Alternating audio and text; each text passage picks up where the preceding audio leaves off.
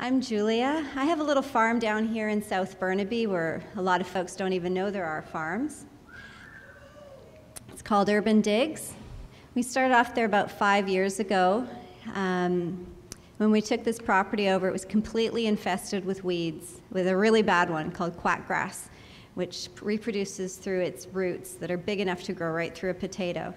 And so there's a few ways you can deal with this. Most of them are not super sustainable, but one of them is to put pigs on it. And so we thought, get a couple pigs, and we'll get this farm back into veggie production using pigs, and then at the end of the season you get some bacon out of it, which seemed like a great idea to me. And along the way I found out that I really, really liked raising pigs, and so 5 years later we still have the little farm in South Burnaby, which is slowly but surely getting back into veggie production. And we bought 21 acres up in Merritt last year, where we've moved all our breeding stock up, and we're raising a whole bunch of pigs up there, so it's pretty exciting.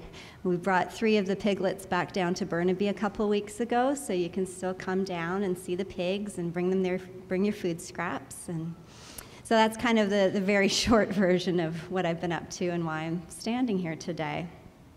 Today, I'd like to challenge you to reevaluate your relationship with meat. It might sound a little bit crazy since I'm now primarily a meat farmer and I also own a butcher shop, but I'd like to think about maybe eating less of it, but eating better meat.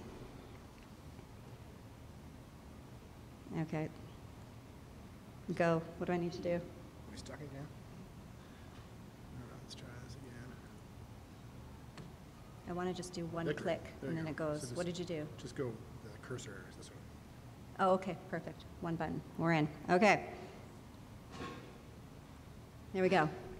So according to the Food and Agriculture Organization of the United Nations, Canadians now eat 3.5 times more meat than we really should. The Canada Food Guide recommends 2 servings for women and 3 servings for men, and that's meat and meat alternatives. Eggs, legumes, nut butters, things like that. And a serving is only 2.5 ounces, so it's about the size of the palm of your hand. But this is more like what you get when you go out to a restaurant these days. 80% of the antibiotics produced in North America go into animal feed. 80%. And this is the same antibiotics that your doctor will prescribe you when you need them. Antibiotics help animals to grow 10 to 15% faster, and they help to compensate for the overcrowded, disgusting, filthy conditions that most animals are being raised in on factory farms these days. These conditions are perfect breeding grounds for antibiotic resistance. Unhealthy, stressed animals have compromised immune systems and make them prime targets for infection. The resistant bacteria travels to you through the air, the water, the soil, and sometimes even on the meat. And this is really serious because at this rate, a scraped knee might kill you. But intensive confinement operations are the only way to keep up with the demand for cheap animal proteins in our culture. These sorts of operations are good for profit, but terrible for animals. But the reality is that you can produce more eggs with cages than pasture, and you can finish beef cattle 6 months faster in a feedlot like this than you can if you let them stay out on grass. One of these barns, see these barns down the left-hand side here, can produce thousands of pigs a year. And along with the pigs comes a lot of poop. Everybody poops. Now poop in a well-managed pasture rotation is a valuable resource, but in a factory farm like this, it becomes a biohazard. This is collected in these manure lagoons. I don't know if it just sounds better because it's called a lagoon, but it's not, where they release toxic gases. Gas is so toxic that if you fall into one of these, you will be dead faster than somebody can pull you out.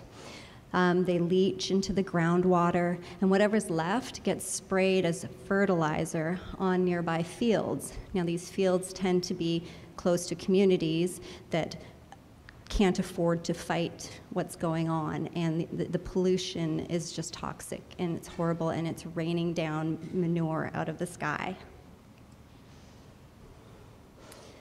Another one of the casualties of our demand for cheap, mass-produced meat is biodiversity, and the genetic diversity that we will need in the face of climate change is exactly what we're losing, because we're breeding animals for one purpose only, and that's to just produce a whole bunch of meat as fast as they can and thrive in confinement operations. As we lose these heritage breeds, we're losing the very adaptability that we're going to need. Now, the way we produce and consume meat has become hazardous to human health. And with the possible exception of a decreased risk of kidnapping, our meat-heavy Western diet is really not benefiting us in any way. Diet-related health problems like heart disease, obesity, diabetes are almost all preventable. So a healthier relationship with meat will probably actually help you live longer. So how do we do that? Well, let's start with serving size. This is what a portion of meat looks like. It's smaller than your cell phone. So you've always got your phone with you, use that as a guide.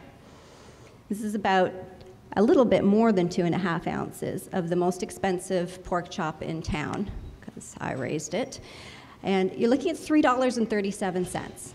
So if you start looking at your portion sizes and eating in a healthier, more sustainable way, you're probably not actually going to have to spend any more money than you already do.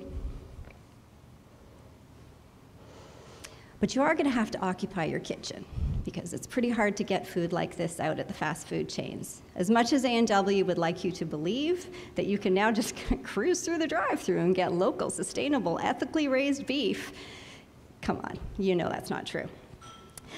So why not get back into your kitchen? When folks want to add value to their home, they put in the granite countertops and the stainless this and that, and then no one ever goes in there again. So get back in your kitchen, dust off your slow cooker. It's a great way to make amazing meals with cheaper cuts of meat. Substitute half the meat in your recipe for lentils and other protein substitutes. Make a big batch of something that you can pop in the freezer and have more on another busy day instead of hitting the drive-thru. Now, we all know that deprivation diets don't work, so don't think so much about eating less meat, but think about eating more of other things. A little bit of really well-raised meat in a vegetable-heavy dish goes a really long way. It's more nutritionally dense, and it fills you up more quickly. Look at other cultures' diets, like the Mediterranean. They have much less meat in their diets, much more vegetables. Work with pulses. It's the year of the pulse. What better time to get started? And why not make cooking a social activity? We have this foodie culture now where our idea of being food conscious is Instagramming pictures of food. What about getting all together in your kitchen or at your friend's house and cooking together? Start a cooking club. Once a month, go to somebody else's house, have a different theme, make a huge batch with enough leftovers for everybody to take home. Instead of scheduling your kids in for another extracurricular activity, take the night off and make it family cooking night. I mean, karate's great, violin's great, but can you name one other skill that would be more useful to your children moving forward than getting connected with your food? Joining a CSA or community shared agriculture is a great way to get more connected with your local food system as well. Many local farms offer a weekly veggie subscription. Ours does, and meat subscriptions are gaining popularity as well. Making a commitment to a local farm will not only benefit you at mealtime, but it will also help to build a local food system. Making better food choices goes hand in hand with preserving farmland. In these times of global uncertainty, it's more important than ever that we protect our local farmland and farmers. If we want food security, we need local farms that are economically sustainable as well as environmentally sustainable. At this point, I have to say it's pretty hard for me to encourage young people to get into farming because it has been unreasonably difficult for us. And so it's really going to take a community to turn that around. And with the average age of a farmer being 55 right now, we sure as heck better find a way to make this an attractive option for young people. We have challenges especially here in Burnaby, growing so close to all of this development.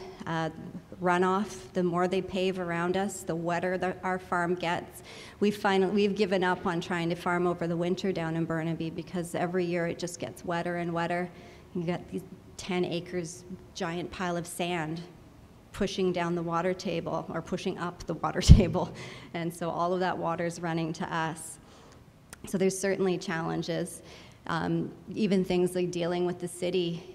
I mean, a lot of people don't even know that there's farms in Burnaby, but the city of Burnaby could go a long way towards being more supportive of our farms in Burnaby as well. Some of the current bylaws actually make it really difficult to farm. At the end of the day, it's the consumers that have all of the power and control over our food system. When you vote with your wallet for farming methods that protect biodiversity, ecosystems, farm workers, and help to build soil, you are doing the best thing that you can to preserve farmland. For example, 1 acre of well-managed pasture can sequester more carbon than 2,000 beef cattle can produce. So don't let anyone tell you that meat can't be sustainable. Well-raised meat is an important part of a balanced agro-ecosystem. Changing your relationship with meat is a win-win all around. It's a win for the environment, for our agricultural land reserve, for animal welfare. We'll have antibiotics when we really need them. It'll help to protect genetic diversity. You'll live longer and be healthier. You'll have better food security and a better local economy. You will get to spend more time with family and friends. So I really encourage you to get involved with the Slow Meat movement. It's an initiative of Slow Food Canada. You can go to the website and learn more about it. Follow me on Facebook and Twitter. I'm pretty vocal about these issues and easy to find. Sign up for my newsletter on my website. I send an email every week and let people know what we're up to and let you know about issues around food security.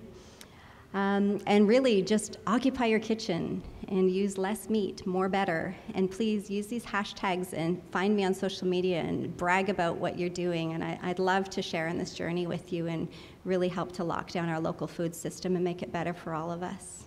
Thank you very much.